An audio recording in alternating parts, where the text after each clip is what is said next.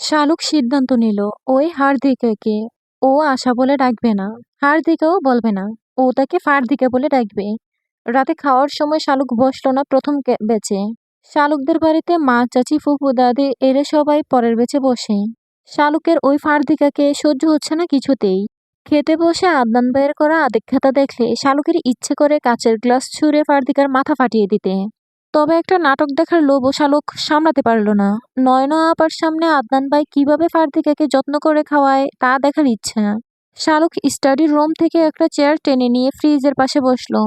Fridge আর dining টেবিলের দূরত্ব 10 থেকে 12 হাত। নয়না বসেছে আদনানের মুখোমুখি। আদনান মুরগির কলিজা ভুনা নিয়ে আশার দিকে এগিয়ে দিয়ে বলল, এটা খেয়ে দেখো। ছোট চাচির হাতে স্পেশাল রান্না এটা। তোমাকে বলেছি না, ছোট চাচি হচ্ছে দ্রৌপদীর ছোট বোন। উনি যার রান্না করে তাই বেস্ট হয়। আশা মুচকি হেসে বাটিটা নিতে যাবে তখনই নয়না বলল, বাটিটা এদিকে দাও তো আশা। যদি তুমি না খাও। নিধিকে আবার সবসময় এসব পুষ্টিকর খাবার খাওয়াতে হয়। এখন তো এসব খাবার ছোটদের বেশি দরকার। আশা হাসি মুখে বাটিটা ঠেলে দিল নয়নার দিকে। আদনান জ্বলন্ত দৃষ্টিতে নয়নার দিকে তাকিয়ে রইল। নয়না মুচকি হেসে বলল, আশা তুমি আবার ভেবো না যেন তোমার মুখের খাবার আমি কেড়ে নিয়েছি। না বোন, আমার আবার এসব অভ্যাস নেই। এসব আমাকে দিয়ে হয় না। মেয়েটা আবার সব খাবার মুখে তোলে না। বাবার আদরের মেয়ে তো, ডাল ভাত দিলে নাক ছিটকায় এই মেয়ে এখনই। ওর বাবাও তেমন। মেয়ে কি খাবে না খাবে আগেই হাজির করে রাখে। আশা হেসে বলল, না না নয়না, এসব কি বলছো? নিধি বাচ্চা মানুষ, ওর তো এসব খেতে হবে এখন। আশা না বুঝলেও আদনান ঠিকই বুঝলো নয়না কি বুঝাতে চেয়েছে।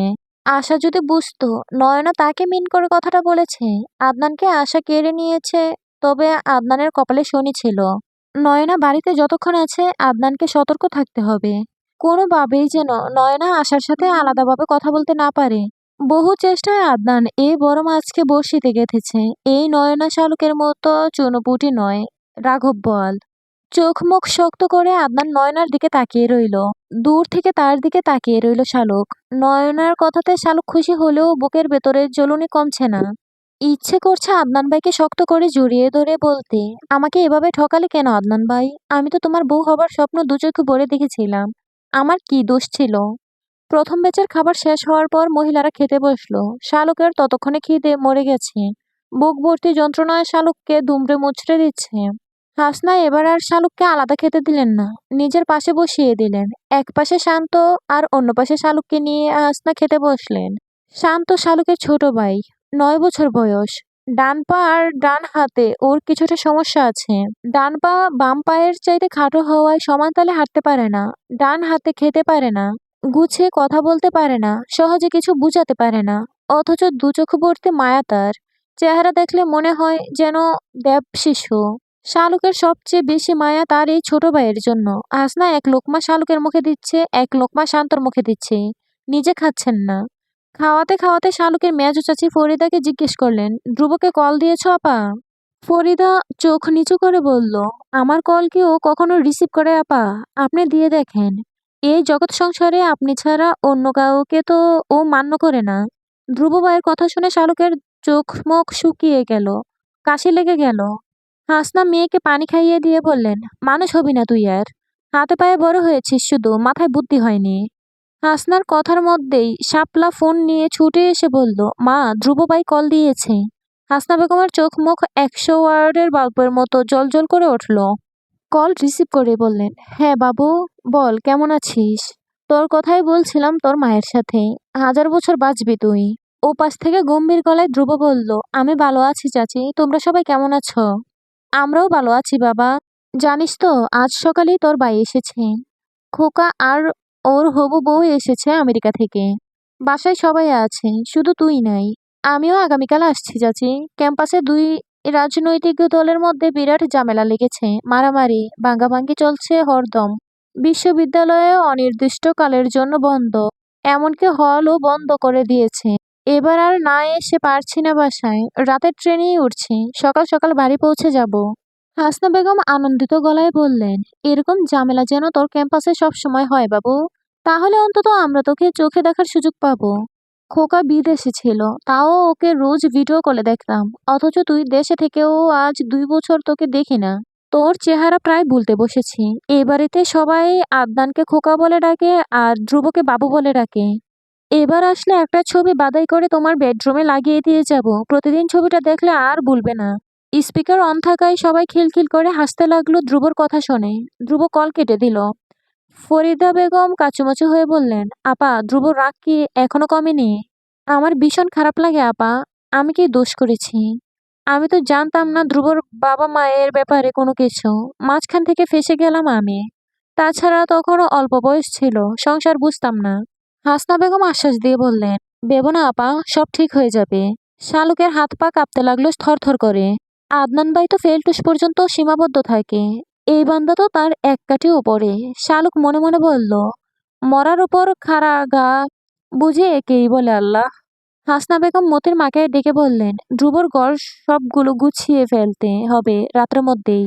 ছাদের রুমটা তুমি পরিষ্কার করো, আমি ওর বেডরুম আর স্টাডি রুম গুছিয়ে ফেলছি। মতির মা চোখ মুখ করুণ করে বলল, আম্মা এখন আমারে যদি কোন একটা সুতাই না দিতে আমি তাও আনতে পারবো না। স্টার জলসায় অখন আমার সিরিয়াল দেখানোর সময়, অখন আমারে ডিস্টার্ব দিন না। হাসনা বেগম জানেন এখন মতির মাকে দিয়ে কিছু করানো যাবে না। পানের বাটা কোলে নিয়ে শালুকের দাদির সিতারা বেগমের রুমে যাবেন। তারপর ওনারা হাতে পায়ে মালিশ করবেন আর দুজন মিলে সিরিয়ালের 14 গোষ্ঠীর উদ্ধার করবেন। হাসনা বেগম মেয়েদের দিকে তাকিয়ে বললেন, তোরা দুজন ছাদের রুমটা গুছিয়ে ফেল গিয়ে। কতদিন পর ছেলেটা আসবে। শালুক মুখ বাঁকালো। শাপলা তাৎক্ষণিক রাজি হয়ে গেল। দু বোনে ছাদে গিয়ে ধ্রুবর রুমটা গুছাচ্ছে। শালুক কাজের চাইতে অকাজ করছে বেশি। এই যেমন ধ্রুবর সবগুলো মেডেল এলোমেলো করে রাখছে। টেবিলের উপর থাকা ধ্রুবর বই যেভাবে সাজানো ছিল, শালুক সেগুলো এদিক সেদিক করে রাখছে। সাপ লাগিয়ে ওয়াশরুম পরিষ্কার করছে। শালুক আলমারি থেকে তেলাপোকা বের করে ধ্রুবর বিছানার নিচে রেখে বিছানার চাদর তোশকের নিচে গুছিয়ে রাখলো, যাতে করে তেলাপোকা বের হতে না পারে। মার্কার পেন দিয়ে বাম হাতের রিডিং টেবিলের সাথে দেয়ালে লিখলো, আমি ধ্রুব সবকিছুতে সিরিয়াস থাকি। সিরিয়াস থাকতে থাকতে আমার টয়লেটও সিরিয়াস হয়ে গেছে, এজন্য সহজে আমার টয়লেট পায় না। নিজের লেখা দেখে শালুক নিজেই সন্তুষ্ট হলো। রাইটিং এক্সপার্টের বাবারও সাধ্য নেই বের করে যে এই লেখা শালুক লিখেছে। শালুকের প্রতিশোধপরায়ণ মনটা কিছুটা শান্তি পেল। সে কবেকার কথা, ধ্রুব ভাই বাড়িতে থাকাকালীন সময়ে একদিন শালুক সব হোমওয়ার্কের মাঝখানে গুট গুট করে লিখে দিয়েছিল, আমি শালুক, মাথা ভর্তি গোবর নিয়ে থাকি। এই জন্য সব সময় আমার শরীর থেকে গোবরের সুবাস আসে। গোবর ভর্তি মাথায়, এই জন্য আমার লেখাপড়া মাথায় ঢুকে না। সেদিন এক বিষয় হোমওয়ার্কও শালুক স্যারদের দিতে পারেনি। 2 হাত লাল করে বাড়ি এসেছে স্যারদের বেতের মার খেয়ে। ধ্রুবর উপর শালুকের ভীষণ ক্ষোভ। ছোটবেলা থেকেই এই লোকটা শালুকের জোর করে সবকিছুতে, বিশেষ করে পড়ার ব্যাপারে, যেখানে শালুক নিজেই জানে তার মাথা ভর্তি গোবর। এই মাথায় লেখাপড়ার চাইতে বেগুন টমেটো চাষ করলে লাভবান হওয়া যাবে, সেখানে এই ধ্রুব কিছুতেই তা মানতে চায় না। তার কথা হচ্ছে আল্লাহ সবাইকে মেধা দিয়েছে, শালুক নিজের মেধায় জাং ফেলে দিয়েছে। শালুকের উচিত সেই মেধায় শান দিয়ে দাঁড়ালো করা। শালুককে পড়ানোর জন্য সবসময় খেপাতে থাকে ধ্রুব, যাতে করে রাগের বশে হলেও শালুক একটু পড়ে। কিন্তু শালুক কেন জানি একটা ব্যাপারে রাগ করতে পারে না, কিছুতেই না। যদি একটু রাগ করতে পারতো, তবে সব বিষয় খারাপ করলেও অন্তত ইসলাম শিক্ষায় তো একটু ভালো করতে পারতো। অথচ শালুক সব বিষয়ে টেনে টুনে পাশ মার্ক পায় আশেপাশে সবার থেকে দেখে দেখে। মাঝে মাঝে শালুক নিজেই নিজেকে বলে, এত গাধা স্টুডেন্ট যে এই পৃথিবীতে আছে তা আমি আমাকে না দেখলে বিশ্বাস করতাম না। প্রাউড ফিল করছে নিজেকে নিয়ে। শাপলা এসে দেখে শালুক তেমন কিছুই করেনি। রাগে গজগজ করতে করতে শাপলা সোফা মুছলো, সেন্টার টেবিল মুছলো, ছোট ফ্রিজটা মুছলো। শালুককে কড়া গলায় বলল, জলদি করে বইয়ের আলমারিটা মুছে ফেল শালুক, তারপর সবগুলো ক্রেস্ট মুছবি। শাপলা একটা চেয়ার টেনে নিয়ে দেয়ালে লাগানো ধ্রুবর মা দীপালির ছবিটা নামিয়ে আনলো। তারপর কিছুক্ষণ এক দৃষ্টিতে তাকিয়ে থেকে বলল, দেখ শালুক, তোর আর চাচির ছবির মধ্যে কত মিল রয়েছে। শালুক চাচির ছবি দেখে কেঁপে উঠল। শালুকের নাকের গড়ন মেজো চাচির মতোই। বয়ার্ত স্বরে বলল, আপা ছবিটা এখানে লাগানো কি ঠিক হয়েছে? কে লাগালো এখানে, কবে লাগালো? শাপলা মাথা নেড়ে বলল, কি জানি শালুক, আমি তো জানি না, এই ঘরে আজকেই তো এলাম। দেয়ালে লাগানো দেখে পরিষ্কার করতে নামিয়েছি। শালুকের ভীষণ ভয় হলো। ধ্রুববাই নিজের মায়ের ছবি দেখলে কেমন রিয়েক্ট করবেন কে জানে। ফিসফিস করে শালুক বলল, ছবিটা লুকিয়ে রাখা পা। ধ্রুব ভাই রাগ করে বাড়ি থেকে চলেও যেতে পারে। শাপলা একটুক্ষণ ভেবে বলল, এমনও তো হতে পারে মায়ের ছবি দেখলে ধ্রুব ভাইয়ের রাগ কমবে। অনেক বছর তো হলো, এখনো কি সেই রাগ পুষে রেখেছে নাকি? শালুক কোনো কথা বলতে পারল না, তবে বুকের ভেতর কেমন ভয়ের শিহরণ বইতে লাগলো। শালুকের এই ভয়ের একটু পরেই যন্ত্রণায় রূপ নিল যখন দেখলো আদনান ভাই আর ফারদিনা ছাদে এসে হাত ধরাধরি করে হাঁটছে। শাপলা আর শালুক দুজনেই ধ্রুবর রুম থেকে বের হয়ে এলো। দুপদাপ পা ফেলে শালুক চলে গেল নিজের রুমের সামনে গিয়ে। ও শালুক থেমে গেল। বেহায়া মনটা বারবার বলছে, চোরের মতো উকি দিয়ে দেখতে এরা ছাদে কি করছে। এই ফারদিকা কি আদনান ভাইকে আবারও চুমু খাচ্ছে? শালুকের ভীষণ কষ্ট হলো এটা ভাবতেই। লজ্জা শরমের মাথা খেয়ে সকল ম্যানার ভুলে গিয়ে শালুক পা টিপে টিপে ছাদের দিকে গেল। ছাদের দরজার আড়ালে দাঁড়িয়ে তাকিয়ে দেখলো দুজনেই দোলনায় বসে দোল খাচ্ছে। দুজনের হাতে দুটো সিগারেট জ্বলজ্বল করছে আবছা অন্ধকারে। চমকে উঠল শালুক, এই ফারদিকা মেয়েটা ধূমপান করে? এও সম্ভব? আদনান ভাই এরকম একটা মেয়েকে বউ করতে চাচ্ছে? আদনান ভাইয়ের রুচি এত খারাপ? শালুক আর দাঁড়াতে পারল না ছাদে। নিচে নেমে এসে নিজের রুমে বসে ভাবতে লাগলো। শালুকের ছোট্ট জীবনে শালুক এতটা অবাক আর হয়নি। ছেলেরা ধূমপান করে এই ব্যাপারটাই শালুকের যেখানে মেনে নিতে আপত্তি, সেখানে ফারদিকার ধূমপান করাটা শালুকের কাছে রীতিমতো অষ্টমাশ্চর্য। ঘুমানোর সময় একটা মজার ব্যাপার ঘটে গেল। শালুক এসেছিল বড় চাচির কাছে চুল বাঁধতে। এসে দেখে চাচি আদনান ভাইয়ের রুমে। ফারদিকা আদনান ভাইয়ের রুমে গিয়ে শুয়ে পড়ল।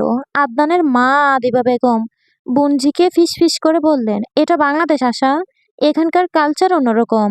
সবাই কি মনে করবে? তোরা এখনই একসাথে এক বিছানায় থাকলে? তুই আয়, তোর জন্য আমি অন্য একটা রুম গুছিয়ে রেখেছি সকালেই। আশা হতভম্ব হয়ে বলল, এটা কেমন কথা আন্টি? আমি আর আদনান কেউই অবুঝ নই।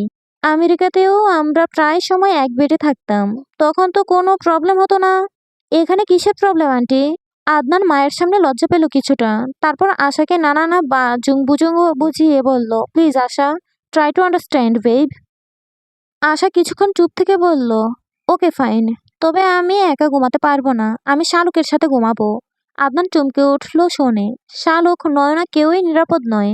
আদনান ষড়যন্ত্রের ভঙ্গিতে বলল, শালুকের ঘুমের ঘরে হাঁটাচলা করার অভ্যাস আছে। ওর পাশে কেউ ঘুমালে তার গলা টিপে ধরে ঘুমের ঘরে লাথি মেরে ফেলে দেয় বিছানা থেকে। বেব, আমি তোমার কোনো ক্ষতি হোক তা চাই না। তুমি বেটার শাপলার সাথে ঘুমাও। অনিচ্ছা সত্ত্বেও আশা বের হয়ে গেল আদনানের রুম থেকে। আড়ালে দাঁড়িয়ে শালুক এসব শুনে রেগে গেল। দাঁতে দাঁত চেপে কিরমির বলল, আদনাইন্নার বাচ্চা, আদনাইন্নার বাচ্চা, আমার নামে এসব মিথ্যা কথা বললি তুই?